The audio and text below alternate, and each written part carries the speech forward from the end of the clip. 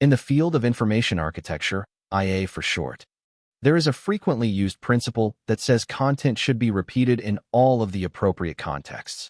This means that rather than finding the one exact spot that content should go, it's available from all the places people might expect it to be. This sounds like a simple concept, and it really is, but it's also really easy to ignore. Many times, when one advocates for the repeating of information, the idea is shot down because repetition is somehow viewed as a bad thing. But when an application or website does embrace this concept, it just makes it feel like the content is always where you expect it to be. A real-world example that is very easy to understand can be found at your local grocery store. Notice how there is candy at every single checkout? Why not just have it in one spot? They want you to find it, no matter where you are. Or have you ever noticed that the chocolate syrup is added at the ends of the ice cream section, even though it has a normal place elsewhere? It is the same principle at work, though it has a different motivation. In board games, we can easily see how repeating information in the correct context can greatly streamline the game and improve the player experience. What is information architecture? Information architecture, IA, is the practice of organizing information so that it's easy to find and understand. It's used to design websites, apps, and other digital products. People working in this space focus on basic aspects of information, including organizing, labeling, navigating, and searching for information. Let's start with keywords and their meaning. Many card games, and especially trading card games, make use of keywords. Keywords are just special words that have a whole set of rules associated with them. Typically, these are presented in bold text to remind you that this one word is special and carries meaning. It is a great way to make text shorter.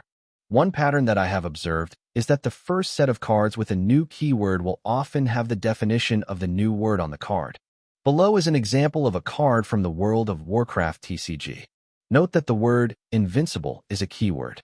The follow-up text in italics is an explanation of that keyword. Also, notice that it has a description of the keyword mount. This is so simple, but so helpful to make the playing experience better. Once you know what it means, you can easily ignore the explanations. But it helps onboard new players and new special words with great ease. What elements in your card game could be repeated on the cards? Another example of this is Ark Nova. Here, the keyword is Glide 3. Rather than assume you know what it means, it has the definition right there. Some players will see the short version and instantly know what the card does. Overall, this just makes for a smoother player experience. Next, we will consider player boards. Perhaps one of the most effective places to repeat information is on player boards. I had to stop looking for samples because there were just so many great ones. The player board sits in front of the player and will be used throughout the game. What better place could there be to have important details repeated, especially since this is often the context the player will be in when it's used? Root is a shining example of this. Each faction in Root works radically differently from the others. So much so that repeating the core rules for each faction on their player board is a necessary aspect of the design. This is an extreme example, for sure. Ark Nova is such a great example of this principle. It has key bits of information repeated in the context of use. Shown below is a portion of the player board that reminds you what you can build, in the special case with kiosks that have to be a certain amount of space apart from each other. I think it's interesting to note that had they not baked all this repeated content in, they might have needed a player aid as a separate object for players. How much nicer is it that they put it right on the boards and cards instead? A common thing we find on player boards is a reminder of the steps in a turn or round. This is what we see on the player boards in Fliptown. This is super helpful and keeps players on track. But the player board goes further than that. Nestled around the board, in all the relevant spaces, little details of the rules are repeated. Once you notice this, you literally never need to reference the rules. All the little bits you might easily forget are in context to remind you. It's a wonderfully well-designed player board that makes for a satisfying player experience. Sometimes, a player board can focus on a key aspect that is easily forgotten. Such is the case with Caverna. In the bottom right of every player board is a reminder of how to feed your people using the resources you have.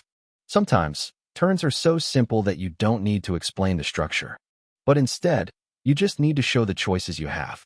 Such is the case with Long Shot. This player board has a little reminder of all the actions you can take and what they do. When you learn the game, It feels like too much to keep track of. This little reminder smooths the way and is great to point out to new players. In the case of Sushi Roll, the designers choose to remind players of the way things are scored. It also reminds you how many tokens you start with and how much those are worth at the end of the game if you don't use them. This is nice, as it's such an easy thing to forget. And with the dice all scoring in different ways, reminding players of what each does is crucial to easy gameplay. In this final example, it's interesting to see an extreme usage of the idea. The player boards in Clash of Cultures are essentially one giant repetition of information. Without this well-designed player board, the game would not be playable. It reminds you of all the interconnections, exceptions, and limits of the various upgrades. Using shared spaces. Most games have some sort of shared space. Typically, this will be a little farther away from players. As such, the information either has to be larger, simpler, or both. If we look at the game Fromage, we will see how this concept is put to work. In Fromage, the game board rotates so that the portion of the board you're concerned with is in front of you. Each of the 4 wedges of the board is a different minigame with different scoring patterns. In order to remind players how each region works, there is a repeat of the scoring details somewhere on the wedge. This ensures players don't have to recall this information. In Lords of Waterdeep, the round tracker has gems placed on it in order to remind you to add them to the unpurchased buildings. It also has an arrow in the 5th round when all the players gain an additional worker. This is so elegant. It just feels like it's the way it was supposed to be. It shows that repetition sometimes takes on different forms. The physical pieces and a simple arrow are all that is needed. What about player aids?